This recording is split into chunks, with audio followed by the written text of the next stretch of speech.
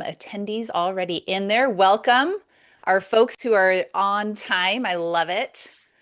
Greg, thanks for starting the chat already. Appreciate that. Yes, as you join today, if you wouldn't mind just typing in the chat where you're calling in from. A, it's fun to see where that is, but B, it also makes sure that our audio and everything is working here and that you can hear us.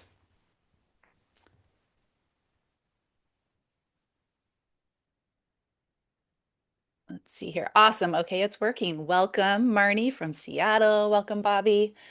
Greg from Kansas. Love it. All right. Well, so happy that you are all joining today. Many of you I have met, and some of you I have not. And so excited to see the names of the folks who I do know from past and current lives. And then welcome to those who I haven't met yet. I really am so thrilled that you are here today. The whole reason that Shawna and I are doing this today is because as we have been in this world of consulting and have been two individuals who have left corporate to go to consulting, it's kind of amazing how many people inquire about this experience. And I think the transition feels a little bit mysterious if you are sitting in the corporate world, and we just want to take the mystery out of it today. It has been such a gift to both of us to venture into this transition. And so we want to just help share what this has looked like, why we did it, what has worked, what hasn't worked, and again, just take the mystery out of it. Now, all that to say, and I think I said this in some of my advertising in advance. This isn't a corporate bashing session. We both loved our corporate lives, and I work with a lot of great corporate organizations, as does Shawna. And for some, staying in corporate is the right path. So this isn't like, oh, everybody should shift to this.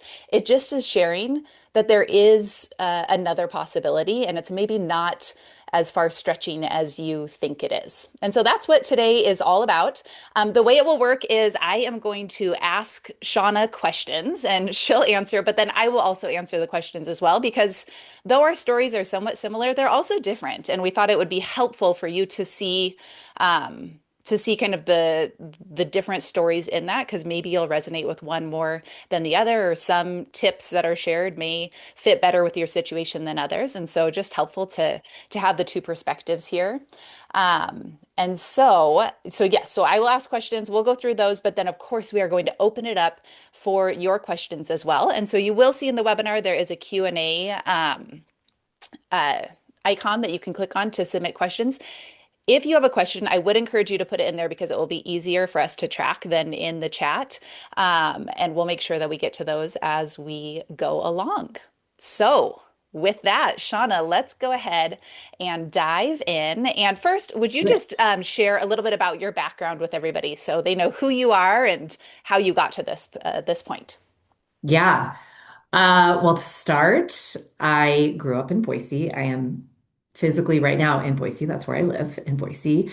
And married. I think Abby put this in the messaging. I have 2.5 sons because I'm about to give birth in like a month to another one that's currently in my belly. So soon to have 3 kiddos. As far as my background goes, for as long as I can remember, have loved people and just have been long fascinated by what makes them tick, which eventually led me down the path of pursuing psychology in college and down the business psych, human resources path. So my career has primarily been spent in human resources, a little bit of time outside of HR and operations, but really just under the guise of helping individuals be more successful, which then helps businesses be more successful. So I've had positions, anywhere from HR generalist roles all the way up to vice president roles in different sizes of organizations and industries. I would say my favorite part of human resources is talent development. And Abby, to your point, I have loved all the different experiences that I've had, but recently made a shift to head out into the consulting world. And Abby has been a huge mentor. I mean, always she's been a mentor for me, but specifically in this transition, to make the shift to try to find something that allowed me to have a little bit more balance from the perspective of still wanting to work. I love to work and gain a lot of value in my personal identity from that, but do it in a way that better matches my personal needs, my family life, other things. So started in June and it's been great and been a learning curve, and we'll talk more about it today. Wonderful. Thanks, Shauna. Yes, we'll definitely dive a little bit deeper into some of those elements of your story.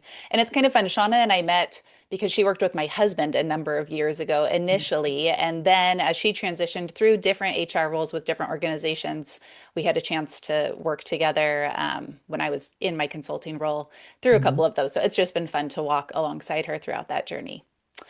For me, I spent 13 years at the Boeing company. I know we've got some Boeing folks on the line today, or past Boeing folks, so welcome to you. And I loved it. I originally started in finance, but then I spent most of my time there designing and managing leadership development programs. And honestly, I loved being part of a huge organization where there was a lot of opportunity. I loved my team. I loved the work we were doing, all of it. So anyway, really enjoyed my time there. And as we'll get into in a little bit, eventually just needed to make the shift. And so, long story short, I switched into consulting, into leadership training and coaching back in 2018. And I have been doing that ever since. And I work with a wide variety of organizations and leaders now, really all focused around helping leaders grow in their ability to better manage and lead their teams. And so that's a little bit about my background. So, Shauna, passing the mic back to you, would you dive a little bit more into why you decided to make this shift from corporate to consulting? I know you mentioned a little bit, kind of Yeah. personally, but would you dive into it just a little bit more? Why did you make the shift? Yeah. It had been on my radar for probably, I want to say 8-ish years. Abby, I have a very vivid memory of you and I meeting for a drink at the Modern Hotel in downtown Boise, right around or right after you had gotten started with your consulting business and just kind of picking your brain. I think for a couple of reasons, and this is more specific to my personal situation, but my husband's job is a pretty high demand job from a schedule perspective. And there's a high likelihood we could relocate really at any time. And so I think I was thinking of, okay, what type of career could I still maintain? Because my career, I mentioned I love to work and that's really valuable to me. But how can I do that in a way that also helps partner with and support my husband's career needs if we needed to relocate? Um, and once we had kids, what would that look like in trying to balance both of our pretty busy schedules? So it had been on my radar, but I didn't want to do it quite yet. I think I wanted to still get additional experience, and I hope that validates, the value that I now add as a consultant. I loved where I was at. I worked at Idaho Power for a long time and absolutely loved working there. So didn't have any desire at that time to leave and start something. Um, and I'm also pretty risk averse. So I was like, I can't start a business. Like, I'm not an entrepreneur. That sounds terrifying. I don't know what I'm doing. So maybe I'll just kind of, keep getting experience in the corporate world. And I really liked being a part of a team and being embedded in a culture. So I kind of wondered, like, how would I like working on my own? It would be cool to go in and out of companies and get different perspectives, but I don't know. I was just not quite there yet when I first started thinking about this and having conversations with you, Abby. And then I think really over the last couple of years, there were just different things that happened in my personal life. One of them was, I had two kids, soon to be three. And my husband's work schedule continued to become more and more demanding. And I worked for a great company who offered a ton of flexibility. I wouldn't have been able to last as long as I did. I really want to give credit where credit is due.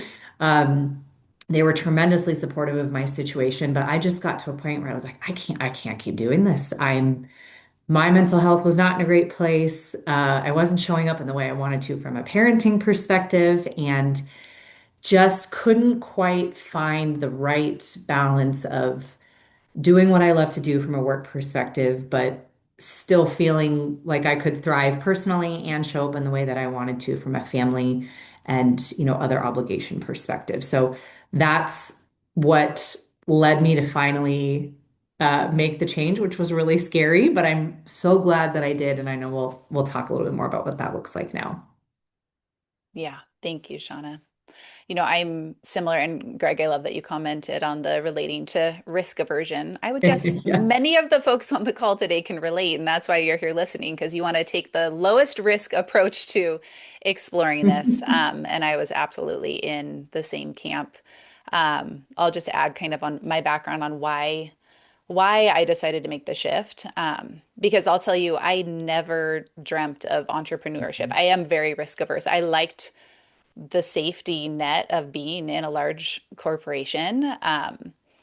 And yet I'm somebody who is very driven, as I'm sure many of you can relate. And, as long as I can remember in school, like I poured myself into it, right? It was like straight A's, tried to graduate top of my class. I was all in, right? And then when I started working, all in again, poured myself into it and was so willing to self-sacrifice in order to deliver with excellence. That's one of my core values. I always want to deliver with excellence. And then when I had my first daughter, Kennedy, in 2011, I always mix up their birth dates, 2011, suddenly I could no longer, I wanted to pour myself both into work and into parenting. And I realized I can't fill both of these roles at the level that I want to. It just was impossible, right? If I poured more into home, into being the kind of mom and present mom that I wanted to be, work had to sacrifice and vice versa. And so it just felt off. And I was mildly depressed that first year after she was born and just trying to figure out how can I do both, right? I would cry after daycare drop-offs. I was working late at night after she went to bed. My husband got no attention from me anymore. It was very hard. And I was faced with a situation where it just felt like there were trade-offs and I wasn't sure what else to do. And I actually lived in that for quite a while because if you recall, born in 2011, didn't transition until 2018, had another child in that time. But I just kept trying to figure it out. And then finally ran into a friend and colleague of mine, which Stacy, I thought I saw you join. I'm not sure if she's on anymore. She's an entrepreneur. She's been in the entrepreneurial world for a long time. And I was sharing with her how I was feeling and this was randomly, I was actually on a date with my husband. We ran into each other at a gas station in Hyde Park in Boise, for those of you who know the area. She said, why don't you just start your own business? And I'm like, oh, no, no, no, no, Stacy, I'm way too risk averse for that.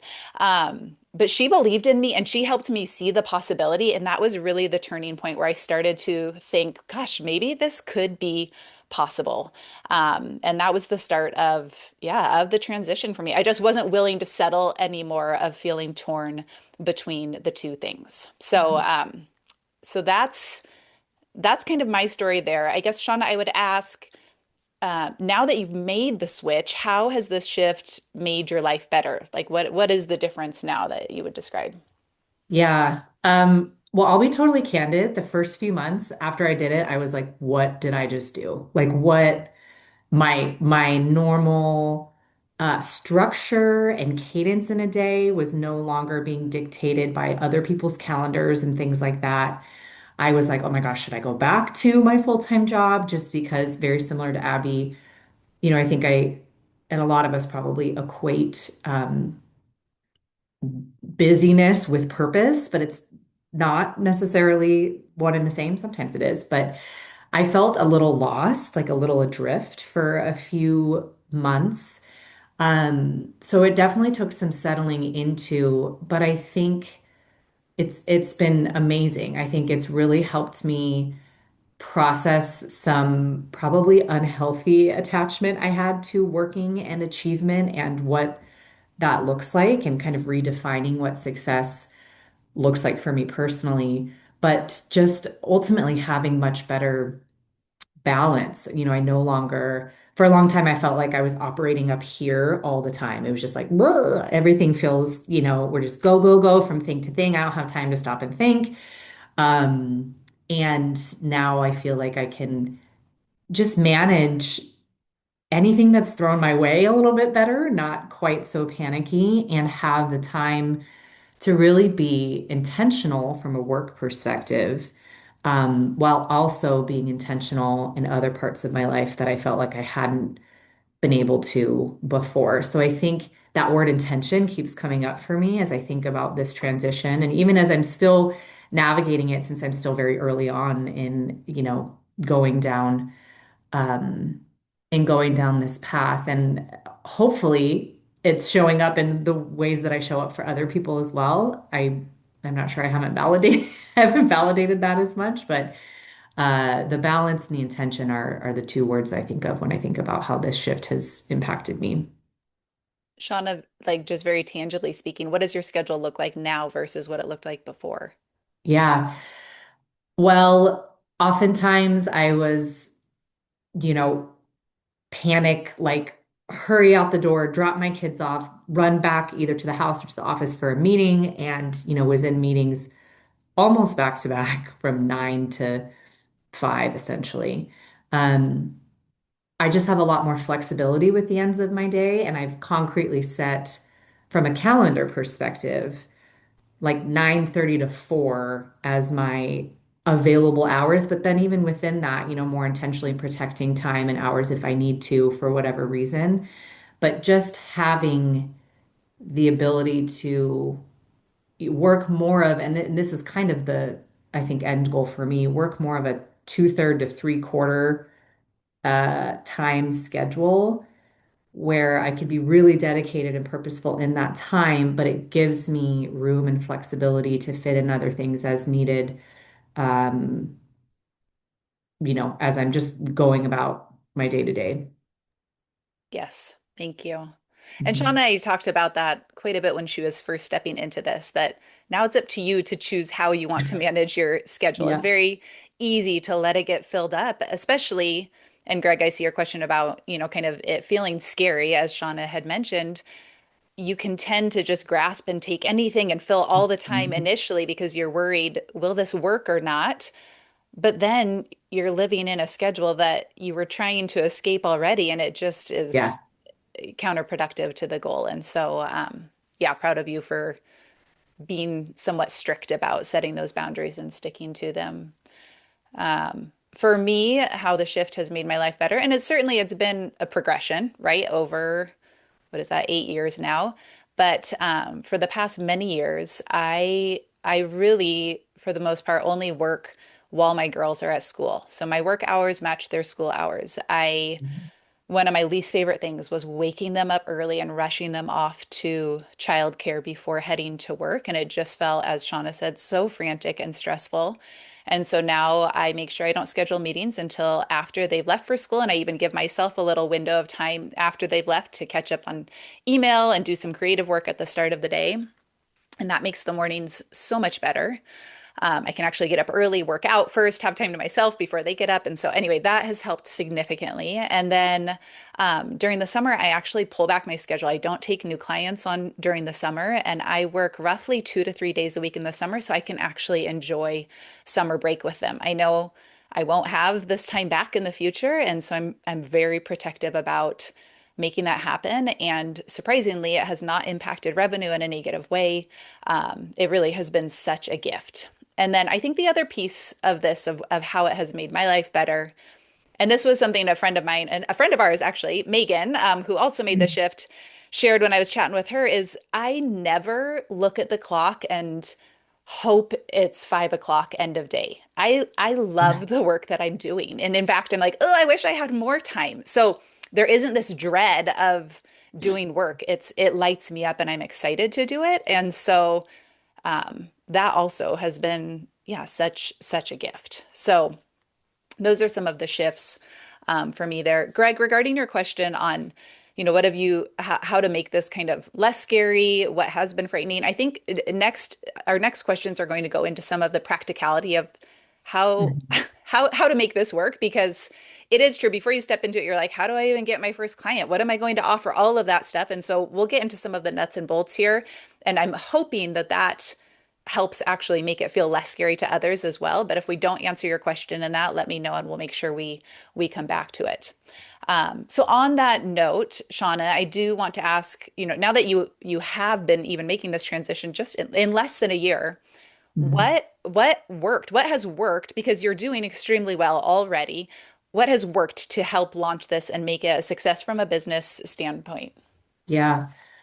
Um, I mean, first and foremost, everybody work with Abby and have her be in your corner to mentor you through this. I truly mean that though. I'm fortunate that I have some folks in my life who are entrepreneurs and have gone through this. And so I've really had people that I could lean on and ask questions, like questions that feel really trivial or stupid. I'm like, hey, I don't know how to start a business. What do I do? Like, what forms do I fill out? How do you use an accountant? How do you pay yourself out? What did you use for your website platform? How are you generating leads? I mean, things that as an HR professional, I never thought of because they're more marketing or more entrepreneurial in nature. So definitely finding folks who have gone through the transition that you feel really comfortable with asking questions to and who are supportive of you has been huge. I would say the other couple things that come to mind is just leveraging connections and your network. All of my clients and other opportunities that have come from this transition are through personal connections, whether that's I know them directly or they were given my name by somebody that is in my network in some capacity. Um, and then I begrudgingly will say that launching on social media and leveraging social media turns out does help. At least it's worked for me. I think that might even be, depending on what type of work you're doing, certain industries and folks within certain industries are more present on social media than others. I had primarily relied on LinkedIn and wasn't super active on LinkedIn before this transition. And then begrudgingly made an Instagram account a couple of months ago. Like truly was like, I don't want to have to, I don't want to have to do this. And social media management is a lot of work. I've also learned that, but it was really fruitful from the perspective of just getting the word out that I'm doing this. And once I launched on Instagram, I had an, influx of folks like, "Oh, I didn't know you were doing this." And I'm like, "Well, I've been doing it for like 6 months, but so it's probably good that I put this out in the world in some capacity." And that's just helped give a little bit more, I don't know, reach and not just relying on conversations I'm having with folks. It's been helpful, even though I didn't want to do some of it. I think it's a good reminder. We think, oh, how am I going to find clients? I'm going to have to go market to strangers. But the Yeah. truth is, the vast majority of people who step into consulting, your initial clients come through your connections, like Shawna is saying. And so people just have to know that you are available for business and what your expertise is. And when you are somebody who has integrity, who people respect, they trust your character, they want to advocate for you and use your services and connect you with others. And so it really does just come through both your personal and your professional network. Shawna, I want to ask follow-on questions to that. First of all, Yeah. would you be willing to share about your transition with your employer that helped make this Yeah. transition less Yes. risky? And then also, would you share how you landed your first client outside of your employer? Yeah. Yes. So I mean, there's, I think, a million different ways that folks go about making this transition. I didn't do maybe what's probably the more responsible, well thought out version, which is like you're kind of starting this on the side while you're still working full time and slowly getting the word out. Mine was a more abrupt transition, I think, because of just where I was at and needing to make a change. But in leaving my former employer, I had pitched to them, hey, I'm not leaving to go to a different full-time employer. I just need to make, some changes for me, which they were incredibly supportive of. And I had said, would you be willing to, have me work with you as a consultant? And basically put together a proposal of services with, what I could cover for them and continue working on, what could be delegated to my former direct report, who might be able to pick up certain things and what this arrangement could look like. And they became my first client. They are still a primary client of mine. And that certainly, I think, helped from the risk aversion perspective of like, oh, I'm just I'm done working. I have zero income and I have no clients. It was like, all right, at the very least, I have this one client that I had a good chunk of work coming in from and was totally familiar with and fully embedded into, their culture and processes and things like that. So that was certainly a helpful component of my transition. And then your other question, I think, was my first client How did outside. how did you land your first client outside Yeah, of your employer? outside of my former employer.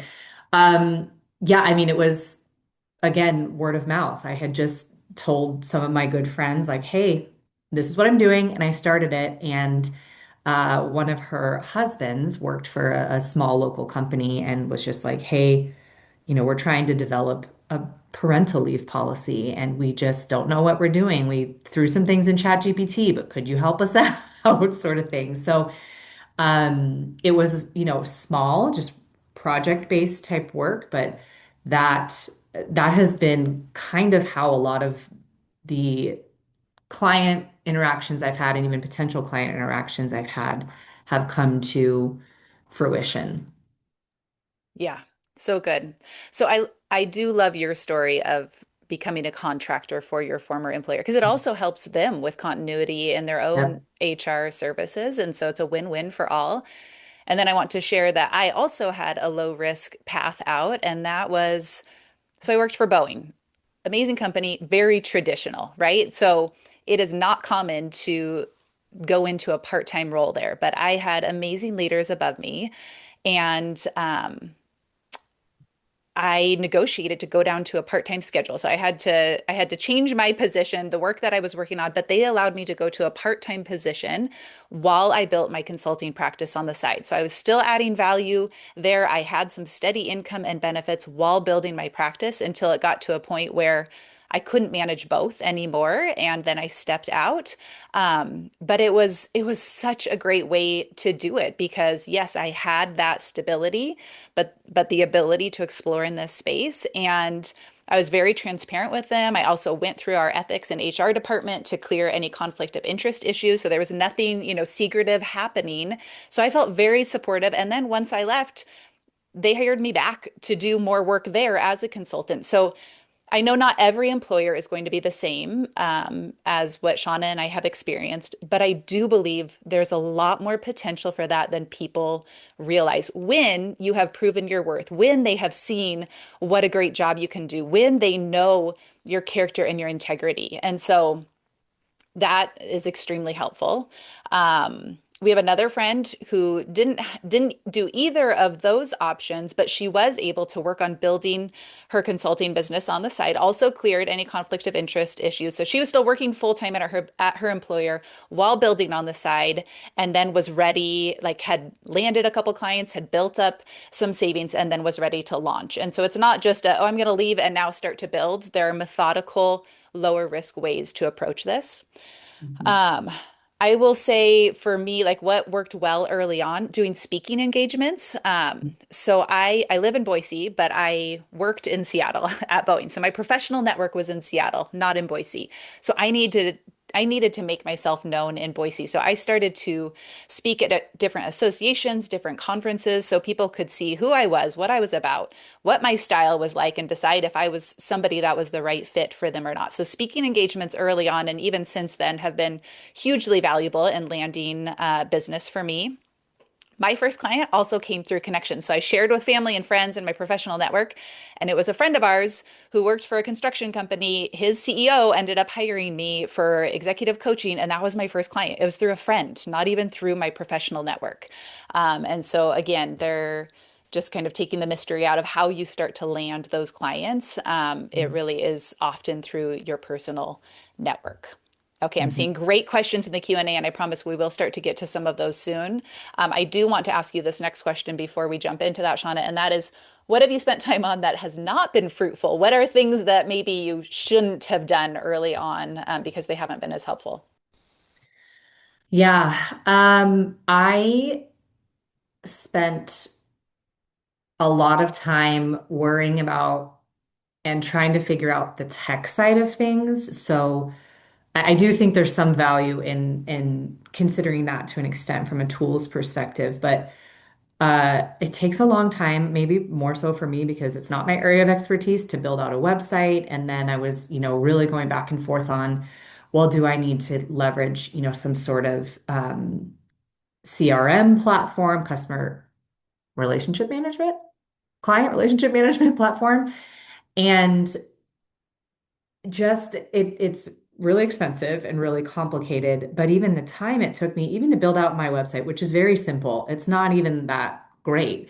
But I was really thinking you've got to have all these tools and resources to legitimize your business. And I do think there has been value in having a website because I think there's some level of it legitimizes your business. Like, I don't know about any of you, but when I go and I search for even like a restaurant and I'm like, what? Where's their website? Like, how am I supposed to know anything about what they do or reviews or their menu or something like that? I think it's nice to have a place that people could go to if they want to learn more about you outside of more informal channels. But it's again, the leads that I'm getting and the interactions that I'm having with potential clients are mostly through word of mouth, just your network in general. So, um, I don't think I needed to spend as much time on that as I did initially. This other one, this is going to seem really specific, but it's related to that. I thought like, well, to legitimize my business, I should have a business phone number that is separate from my personal cell phone. So I have one still. I got Google Voice and like got a business phone number to then be able to put on my business profile in Google for people to call. I literally only get spam calls 100% of the time, all the time. So just different tools like that um you can go down the trap of spending a lot of time or money on feeling like you need these things to legitimize your business when you maybe need them to an extent, but the personal connections that you have, and like Abby mentioned, if you've already been able to prove your worth and your value with a specific person, group of people, company, etc., that's going to hold a lot more weight than if you have the most beautiful website and a business phone number and a cool CRM and a cool newsletter template tool that you use. It can get overwhelming pretty quickly. Yeah, I love that. I was laughing through your stories, Shauna. Yes, and some of those things, like the newsletter, like the fancier website, can come later because they Yeah. can help you continue to grow the business. But like Shauna said, they're not needed to start. If we overwork those things early on, it keeps us from launching, learning, pivoting, right? And I would say the baby steps early on to experiment and learn and capture that first client and keep going from there is so much more important. So I'm grateful for what you called out. I would add to that. I do agree that having a website, even if it's not a fancy website, having it does legitimize the business. I agree with that. And it can be very simple, right? Or at a minimum, at least have your LinkedIn profile updated to represent what it is that you are doing, which can be tricky. I mean, I remember for a while I had both my consulting practice and my work at Boeing. I mean, I was in both at the same time, but that showed people, oh, she is doing both. And so yeah, just at least having a LinkedIn profile updated is important. Some of the things that I wasted time on, first of all, trying to name the business. So early on, I thought, I don't want this, I don't want to use my name because I don't want this to just be about me. What if I want to grow this into something bigger someday? I don't know how much time I spent brainstorming a business name, coming up with the silliest name. My first business launched as Elan Consulting Group. Elan is a French word. I was a French minor. I studied in France, meaning momentum. Nobody knew how to pronounce it, so they were even hesitant to say the name, right? Nobody knew it was correlated with me. So I spent all this time doing that, coming up with the logo, ordering the business cards, right? Then later I joined forces actually with another consultant. So I had to close that one and we reopened our new shared consulting firm. Then he decided he missed being part of corporate. So he went back. I had to reopen another, named another one. Anyway, long story short, eventually I'm like, all right, I'm just going to use my name. So I'm going to save you the time right now. If you do this, you just need to file an LLC under your name, and you can always change letter to a DBA doing business as a different name. Don't waste time trying to come up with some fancy business name that nobody will remember. Tie it with your own personal name. Um, the other thing that I think early on when you're trying to figure out, what am I going to offer as a consultant and how are people going to actually think I'm credible? One of the things that's tempting to do is go pursue certifications. Mm, It's like, oh, well, if I'm certified in this, then people will want to hire me for that. And the truth is, that can be helpful because people do seek out. So, one of the ones that I pursued early on, I didn't do the full certification, but some extra training in StrengthsFinder because I loved the tool. And people do seek out to hire somebody for strengths. mhm. But if you ask me now, how often am I even using that tool with clients? I mean, I rarely ever use it anymore, and it wasn't what got my business going. On the one hand, it did give me more confidence to put myself out there, but don't go invest in a bunch of certifications early on. If there's something along the way that you're like, oh, I really want to grow in this so I can utilize it better, sure, absolutely. But that isn't necessary to launch. So that was kind of a waste of time and money for me.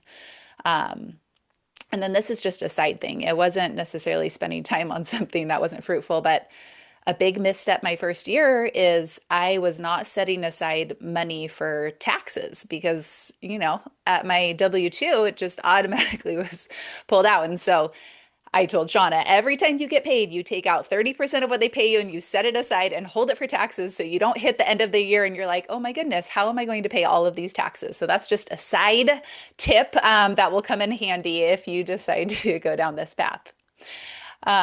Okay, let's jump into some of these questions that are coming in. Shawna, is that okay? Yeah. Okay. So, Kate, I know you had to jump off, but you're going to listen later. And Kate and I used to work together at Boeing. So she said, as someone who's coaching and freelancing while raising young kids, I'm feeling the tension between meaningful one-on-one work and building something that's more scalable long term. Looking back, what did you underestimate or get wrong about building a consulting business while raising kids, and how did your model evolve as they got older? Shawna, any reactions to that initially? I really want to know what you you have to say just because I'm still early on and my kids are still pretty young. So I'll think about it. But yeah, Abby, I'd love to hear your reactions to that. Yeah. This is interesting, and this is one of the things that I continue to enjoy experimenting with in entrepreneurship, and that is how do you scale your business? Because for us and for many people on the call, you do start by trading time for money, right? Like you Mhm. are involved with the delivery of everything. And so Mhm. to Kate's point, it's hard to make that feel scalable, right? And so I have launched programs before, like I have a program called the Management Essentials. It's an on-demand management training program. It's fabulous. It doesn't require me to deliver it hands-on. Has it totally taken off? No. Does it have potential? Yes. So it's kind of an experiment. But what I'll say is I haven't fully reached that point where I just have something to just scale like crazy. And for one, I'm okay with that because I actually really enjoy the client interactions. I really love serving my clients and having those touch points. And so I'm okay with that. Success for me looks like earning very solid income, which I am. I make significantly more than I did in my corporate role, and yet I work the hours that I want. So for me, I'm like, I'm very happy where Mhm. I am. I don't necessarily need to scale to some crazy business size. Um, but Caitlin, to your point, um, I think if you're going to continue to be trading time for money, part of it is, well, could I start to do group coaching? That's one way to scale where you're serving multiple people in one setting. So instead of one to one, do you have some like-minded folks who would all benefit from a group experience? And how do you offer that? That's a way to scale. Can you start to do training for corporations where you are working in a group setting? Because that is, essentially a higher rate per hour than one-on-one coaching. And then also is playing with your one-on-one rates as well, and how you package those those specific packages. So those are all things that I've played around with. I know that's a little bit vague, but those are ways that you can kind of scale.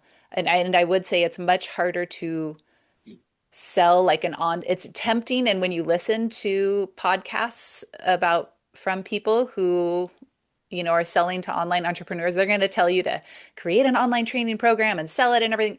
It's a lot harder to sell that and have it deliver the impact you want Yeah. than what they make it sound like. And so, Yes, that's kind of tricky. Shawna, what would you add to that? I don't know that I have specific tactics that come to mind, although everything you said really resonates, and I would fully agree with what you suggested. I think I just keep going back to, and this is for Kate, but really for everybody who's considering making this transition or in process already. What does success look like for you? I know that has also been a thing that I'm still trying to figure out in this transition. Like, what do I ultimately want this business and my life to look like? For some people, it is like, I'm trying to take over the world and make a boatload of money and grow a massive corporation and like, let's go. This is what I'm here for. For other people, it's more of what Abby mentioned, which is I have the opportunity to make more than I made in a full-time corporate job, but with the flexibility of what I need to fit my lifestyle. Both Abby and I fall in that second camp, but everybody's going to have something that looks different. So I think if you can get, and I'm a little bit like pot calling the kettle black because I'm still trying to define this for myself, but get that clarity on what you want the business to look like and how maybe you want to scale. If you want to scale, maybe you're like, I'm just going to be me. I don't ever want to hire employees. I don't want to grow a big team, but I want to hit a certain revenue goal or a certain client goal or a certain um, I'm working only X amount of hours goal. I think that definition can help with really knowing what does scaling look like or mean to you. Yeah, that's a great point. Well, and Shauna, to add to what you said, yes, you can always hire more coaches under you or whatever it Mhm. is you're Yeah. offering. That is another way to scale too that I didn't mention.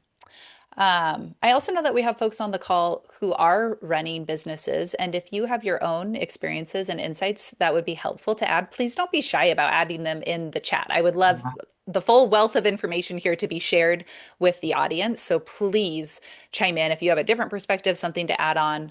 Absolutely add that in there. Okay, Greg, I'm actually going to have you probably type in the chat your response to this. So, Greg asked, getting health insurance when going from a W-2 to a self-employed has been challenging, and they found a solution they like. Well, the truth is, both Shauna and I are under insurance from our spouses, correct? And so Mhm. I will say that it has been a luxury to not need to navigate that as a self-employed individual. And so I'm not actually equipped to answer that question well. So, Greg, if you have any tips to add into the chat, please do on that. And that's a good reminder that I probably should educate myself a little bit more on that. But that has been a blessing to fall under my husband's insurance there. I will say, related to that, I think her clients are primarily local. If you are local to the Boise area and you are wondering about that, I do have a contact who, she's an independent broker, basically, and that's what she helps with. So, reach out and I can connect you if you need Yes. that. Love it. Thank you, Shauna. All right. Michelle asks, I'd love to learn about logistics. How many clients do you take on at one time? What percentage of your Mhm. time do you spend on lead generation? Any contract tips and tricks? Great questions. Oh man, exact. So the number of clients, Michelle, honestly depends on what type of work you are delivering. So Mhm. I am, and kind of question one and question two play off of each other for me. So for me, I have never been one who has booked like back-to-back one-on-one coaching sessions all day. I know that that would drain me and I wouldn't be able to bring my best to those sessions. I know I need time in between. And I also have learned that I love variety. I don't want to just do one-on-one executive coaching. I don't want to just do training. I like to have a mix of both. And so there isn't a black and white answer for me because it really depends on how big of a scope I'm facing in these different client engagements. Some of my clients, I'm delivering like a year-long training program where once a month I'm coming in for a half a day to work with their managers. And I'm also providing one-on-one coaching to their managers in between. So, I mean, that's a big project that then impacts how much other stuff I would take on.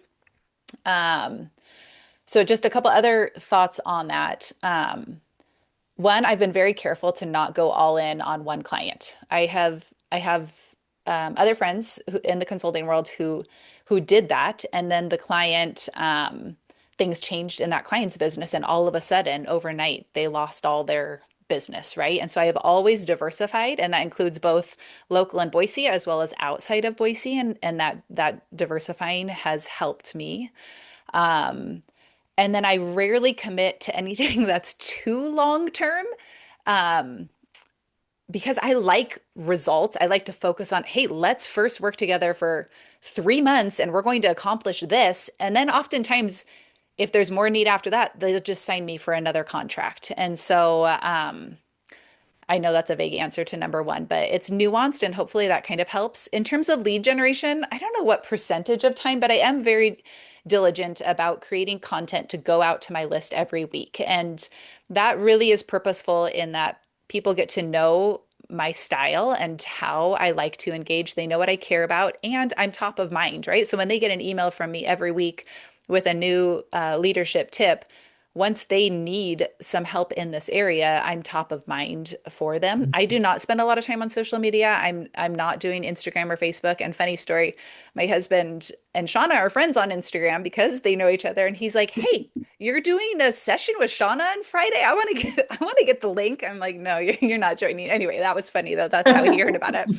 Um, so I don't spend a ton of time on lead generation. I will say once you get going, at least in my line of business, it just is a referral. It's so much a referral based Yeah. business, for better or worse. I find that for better. I enjoy that.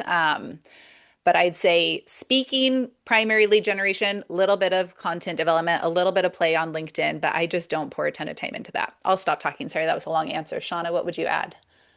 Yeah, I would say I that was one of those things where going into this, I was honestly terrified of like, well, I don't know how to, I'm not a marketer. Like, how do I generate lead? Do I need a CRM and some really robust, again, tools and technology? Do I need to be making cold calls or try to generate a list of potential clients? And I don't think it's bad to be thinking through those things for who your potential clients could be, especially if as you're trying to narrow down kind of your value proposition and who your ideal client profile is and who fits into that. But I do think it has been just continually getting the word out in my network about what I'm doing and what I offer and what I'm looking to do and refining that. I think at first I'm still continuously refining it, but I think it's really easy to go really big and then just say like, oh yeah, I'll talk to anybody and everybody who expresses any sort of interest, which to some extent as you're starting out, there's some level of that, right? Like we're gonna take the work as it comes in and then as you're more established, you can be more selective, but I think um, getting a little bit more of the clarity around, what your pitch is for what you're offering and then sharing that with people in your network in whatever way makes sense for you, whether that's just verbally to people, you're sending emails to people in your network, you're using LinkedIn, you're using social media. And I do know, for certain industries, I have a really close friend who started her own interior design business. And she's like, I would never go really on LinkedIn as a primary way to do that. And so she has found other, avenues. And I'm constantly like, oh, you need interior design services? Go to my friend. Like I send her so many people. She's probably like, please stop. You're inundating my pipeline. But that I would say from a lead gen perspective is what I've experienced. I'm still trying to figure out the client balance. I will say I've gotten better at figuring out once I have a client or I have a commitment.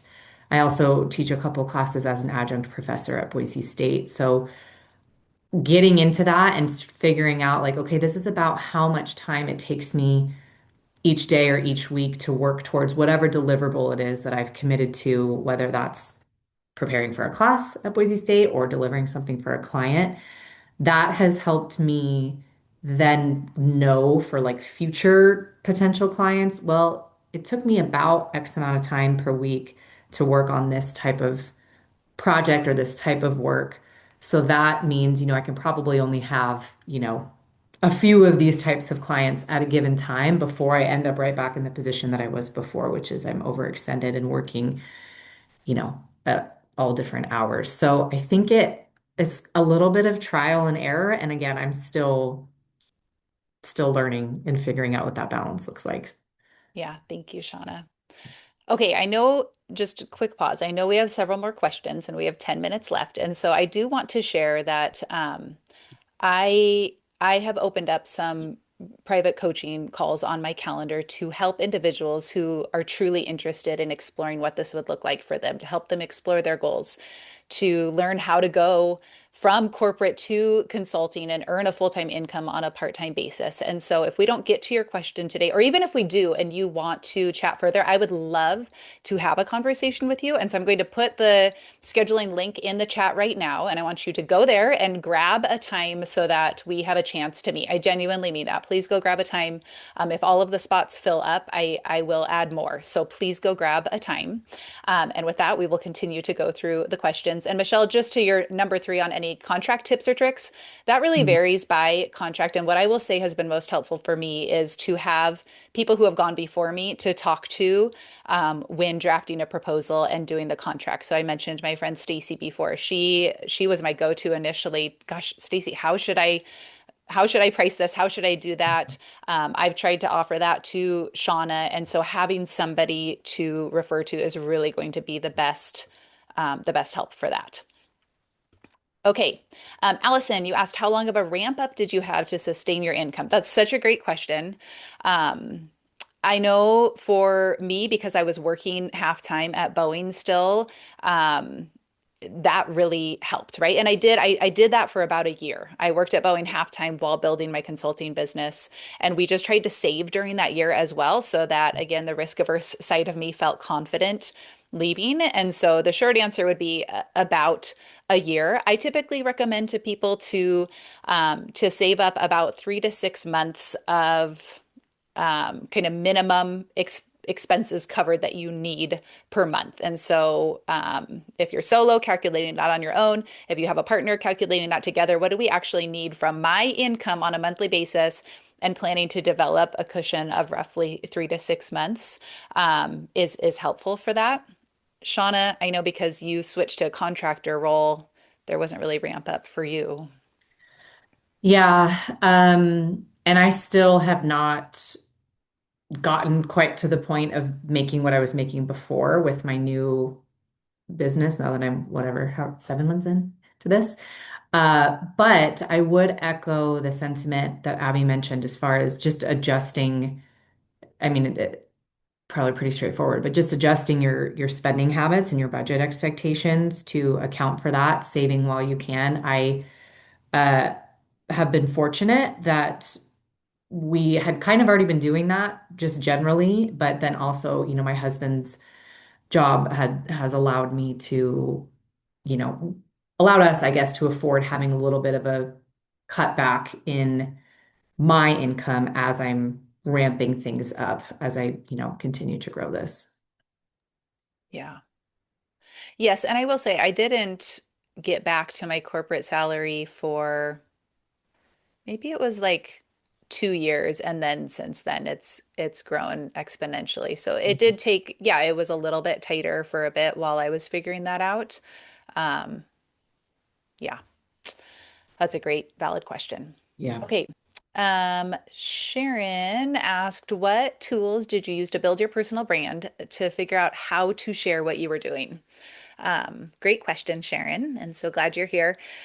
I think this kind of goes back to creating at least a simple website to legitimize your business. And I know I used Squarespace because it's super easy for somebody who doesn't know how to do website design. And Shauna, you used Squarespace as Same. well, right? Yep. Yeah. I did try to transition to WordPress at one point, and that took so much time because it was so much more complicated. And so Squarespace was just simple and easy for me. So that helped. I did hire a photographer initially to do a photo shoot. I don't think that's absolutely critical up front, and it's pretty funny to look back at my photos now. I mean, I had like friends and family come, and I did a mock workshop with them to get photos and everything early on. And then I did clean up my social media presence, not because I wanted to post super actively there, but I wanted to make sure it was very professional across all platforms. So I cleaned up Facebook, LinkedIn, make sure I made sure I had all of that um, that branding up to date. Shawna, what would you add to that? Yeah, I also used Squarespace. I had talked to a number of people who said the same thing Abby said, which is it's a little bit more user friendly and integrates with um, other things more seamlessly. I recently purchased a template of sorts. I don't even know if I'm using all the right terminology through, it's called Tonic. Another one of our consultant friends had told us about this because I was really struggling with, you can find a template on Squarespace, but then how do I match that to anything else? Like if I'm creating a lead magnet or any type of documentation, or then I'm posting something on LinkedIn and on Instagram, all of my formatting was slightly different. I was trying to make things like in Canva that matched the vibe of my website, but it didn't look exactly the same. And I'm an annoying perfectionist that's going to dwell on that. And then I was like, I don't know what I'm doing. And it's taking me an obscene amount of time to try to build something out that I felt like looked more professional from a brand perspective. So I did end up purchasing some templates through this company, Tonic. There's a lot of different ones that you can find uh, during a sale because it's not cheap. But that at least I think has given me more confidence as I'm posting things on LinkedIn and as I'm posting things on Instagram to have it look more professional, not just like I made this thing in like a Google slide, which may be just fine if you can make it look really good. I just didn't feel good about it. I'm still now in the process of how do I marry that with my website. The template that I bought can be used on my website. I just haven't gotten to the point of like implementing that and streamlining that. I did also get professional photos taken. I had Emily was on the call. I don't know if she still is. My former coworker slash, I guess I still work with her all the time because I consult with them, but she did come as like the person. So if you look at any of my pictures, the person whose back of the head is in all the photos with brown hair. That's Emily. Huge shout out to her. But that also I think helped just to I mean, there's some really great stock photos that you can use when you're building out your website, but having more of the personal touch of like showing you in action a little bit seemed to at least resonate with more what I would like people to think of when they think of me. Oh, she is still there. Thanks, Emily. Shawna. Mhm. Now, I know folks are starting to need to drop off, so I'm just going to put the scheduling link in there one more time. I am very passionate about this transition because it completely changed my life, and I really want people to see what's possible. And so, if you are at all interested after sitting through this, please book a time because I would love to personalize a call to you and help answer your questions and help you see what is possible. So please go book a time there. I think I know Sheena, I don't know if you're dropping off. Your question was next, and I would say let's answer that and then we'll wrap up, Shauna. And that question was when you shared with your previous employer that you were transitioning into consulting, were you prepared with a pitch of services? And I think that's maybe targeted at you because Mhm. you were employed. Would you mind sharing? Yes. Short answer is yes, I was. It definitely, we went through some back and forth in the process too. Also, shout out again to Emily on my team at work. She was really instrumental in helping me think through what that transition plan could look like and what I wanted to pitch to my former employer. So if you have somebody else that can help you, think of, oh, who would cover this? Would this be something that you still cover, or would you be, delegating that to somebody else? But in short, yes, I think having that pitch to really help them visualize what the potential could look like. And in some instances, and certainly in mine, we had never had any setup like this. And Abby, same thing was for you. Like it wasn't this hadn't existed before. So if you can kind of paint that picture, I think, to help your employer visualize that and then have some back and forth, of course, and collaboration on what that could look like, it's helpful. Yeah. And I would just think about what would be the pieces of your current role that they'd be most worried about needing to Yeah. backfill, like the unique expertise and institutional knowledge you bring, and to be able to propose, like, don't stress, I could take care of these things, and guess what? You don't need to pay for my benefits anymore, right? Yep. It really can be a win-win for both. So be thinking about which parts of your statement of work would be most beneficial to the organization to continue to offer through a consulting role. Yeah. Um, okay, these questions were so good, and so it's clear that I will need to do another Q&A in the near future to make sure we cover more of these. Thank you so much for your engagement today. If you don't have to sign off right away, I would love for you to type in the chat what your most useful takeaway was from today. Partially just a thank you to Shawna for taking time here today so she can see what you gathered from it as well. But so your most useful takeaway, and then genuinely, I can see that several of you have started to book those private coaching calls. So excited for those. Make sure you jump on there and steal your session as well. Would love to meet with you. And of course, you can email me, message me on LinkedIn. Would love to be a resource and an advocate for anybody who is feeling stuck like we did, and wants to believe that there's another way, because there is another way, and we want to support you in that. So Shawna, thank you so much for your time today. Really, really appreciate it. And thank you all for joining and carving out time on your Friday afternoon to join. It was such a pleasure to have you here. Oh, thank you, Sharon. Yes, the save money for taxes. I mean, goodness, so funny. Yes. And Yes. yes, taking a bet on yourself. That's something we continue to keep building confidence over time. And somebody once told me, um, you action doesn't you don't need courage to take action. I mean, you kind of do, but truly courage and confidence comes from taking action. So we often think, oh, I need to feel confident before I take the step, but it's actually taking the step that then builds the confidence and courage even more. So I would say take some of the steps, and the Mhm. confidence and courage will start to build from there. Thank you, Bobby. Yes, great takeaway. Let's see here, Allison. It's possible to make the trans. Yes. Yep. Yeah. Thanks, Allison. Susie, thank you. Spending times on things that didn't provide as much value. Yes. Yep. That transition with the employer, really so much more possible there. Mhm. Wonderful. Okay. Well, thank you all. Have a great rest of your Friday, great weekend, Yes. and Thank you. we'll chat soon. Shauna, thank you. Thank you, Abby, for hosting and for your continued mentorship. Please reach out to her. She has been absolutely instrumental for me, again, in so many ways, more than even that we've talked about on this call. So Thanks, leverage Shauna. her expertise. She knows what she's doing, and she's just a wonderful human. So thank you, Abby. Thank you. I appreciate that. All right. All right. We will see y'all later. Have a Thank good you. weekend.